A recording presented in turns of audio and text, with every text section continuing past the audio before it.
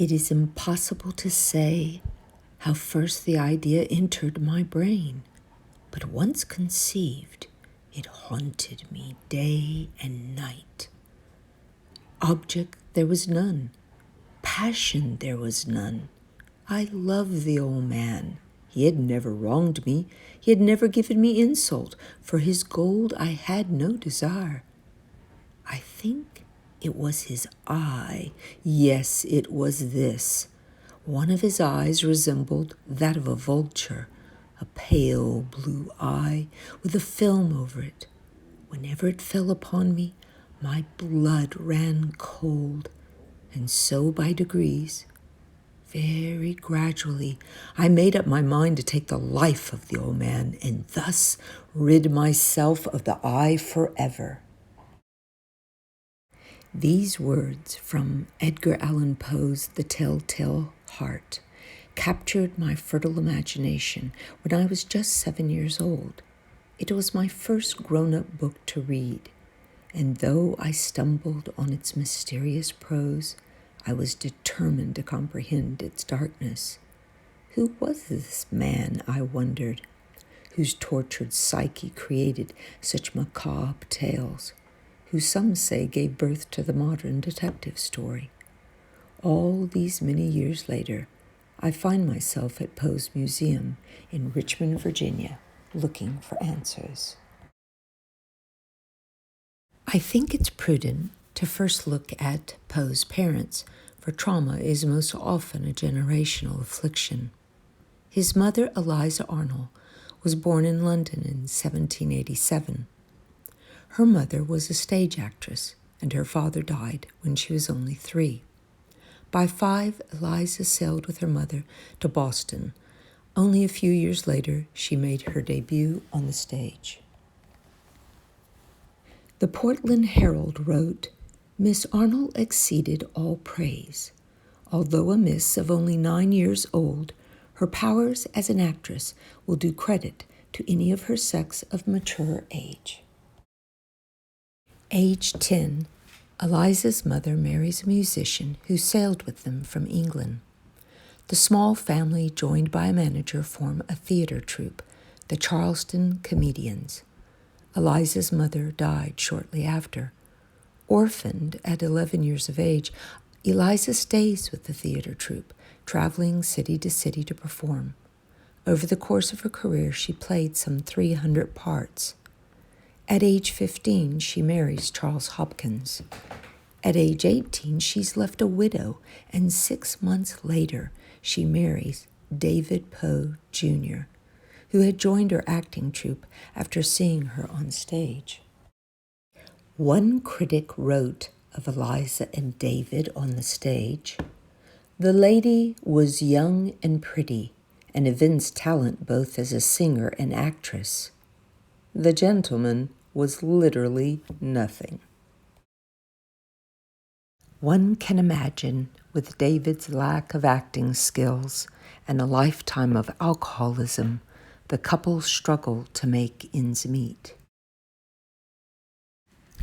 Despite these hardships, 9 months after their wedding, the couple had their first son, William Henry Leonard.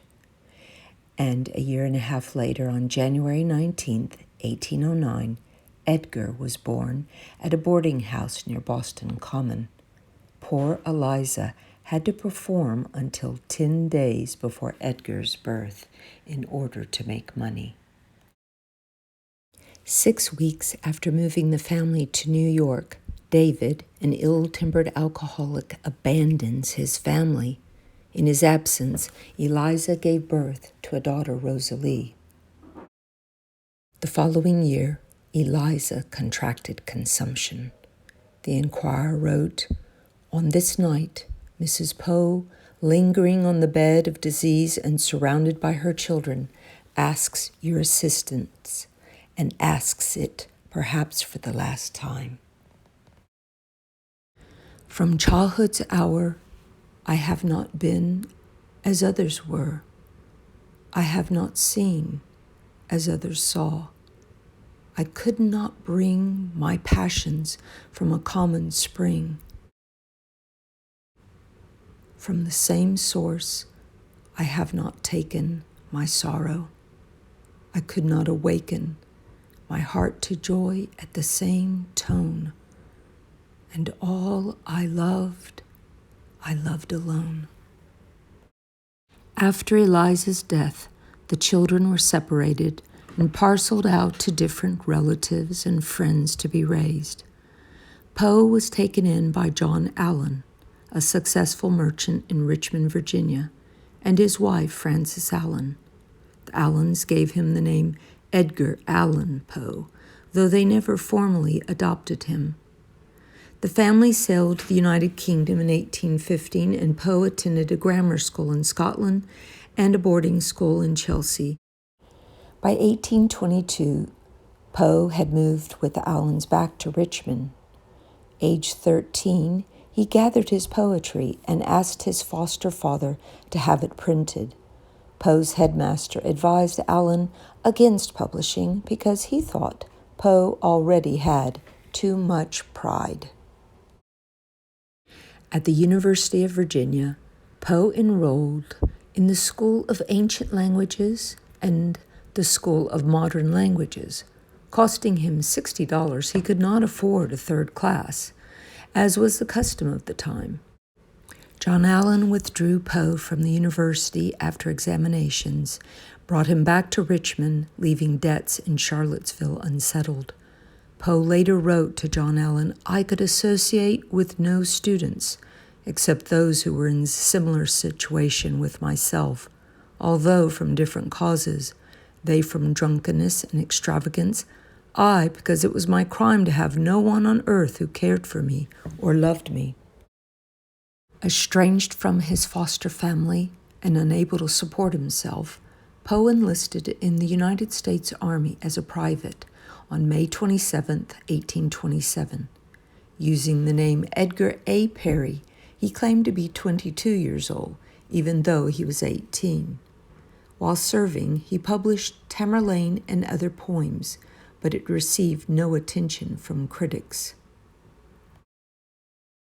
I have made no money. I am as poor now as ever I was in my life, except in hope, which is by no means bankable. After 2 years of service, he abruptly found a substitute and quit the army to pursue an appointment at West Point. Well schooled, he excelled at his classwork there, but did not flourish under the harsh discipline. Poe quit his classes and was court-martialed and formally dismissed from the academy in 1831. He was tried for gross neglect of duty and disobedience of orders, for refusing to attend formations, classes, or church. In 1831, Poe returned to Baltimore to live with his Aunt Maria Poe Clem, his cousin Virginia, and brother Henry. Maria Clem was sister to his father David Poe, Jr. He called her Muddy, and she was the closest to a mother that Poe knew. His brother Henry, ill to problems due to alcoholism, died later that year in August.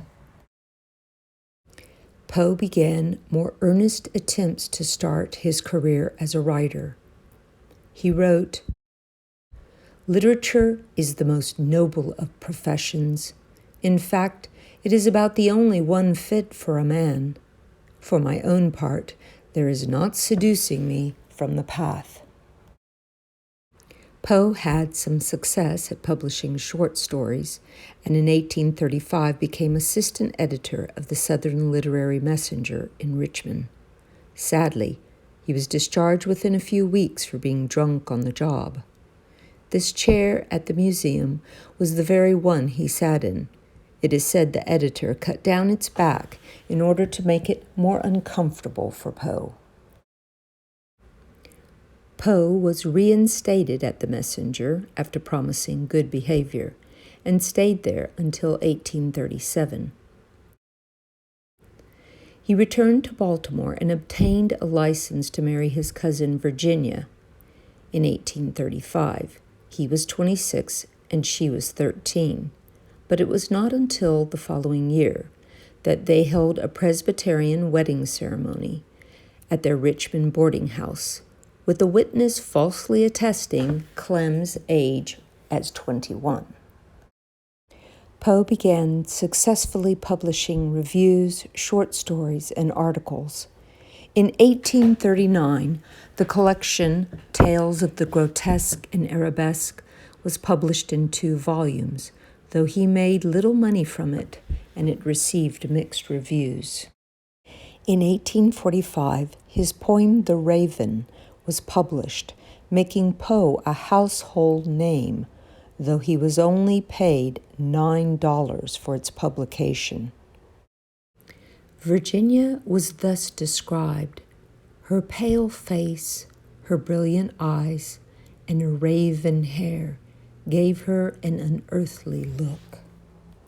In 42, Virginia showed the first signs of consumption while singing and playing the piano. Poe began drinking heavily due to her illness. He wrote to his friend George Washington Eveleth, "I became insane with long intervals of horrible sanity." They moved to a cottage in Fordham, New York. Virginia wrote this Valentine to her husband Poe: "Ever with thee I wish to roam, dearest, my life is thine. Give me a cottage for my home, and a rich old cypress vine. Remove from the world with its sin and care, and the tattling of many tongues. Love alone shall guide us when we are there." From the philosophy of composition, he wrote, "The death of a beautiful woman is, unquestionably, the most poetical topic in the world." Poe was increasingly unstable after his wife's death. Drinking heavily, he returned to Richmond and became engaged to his childhood sweetheart, Sarah Elmira Royster. He gave her a ring with the name Edgar engraved on it. On October 3, 1849, Poe was found semi-conscious in Baltimore. Incoherent, he could not explain how he came to be in so dire a condition and why he was wearing clothes that were not his own. He repeatedly called out the name Reynolds. He died just 10 days before his planned wedding to Sarah. His final words were, "Lord, help my poor soul." There are countless theories as to why of his death: brain lesion, alcohol, beating, cooping, rabies, syphilis, mercury poisoning, nervous prostration. The list goes on. Many have played detective, trying to puzzle out the answer to his death.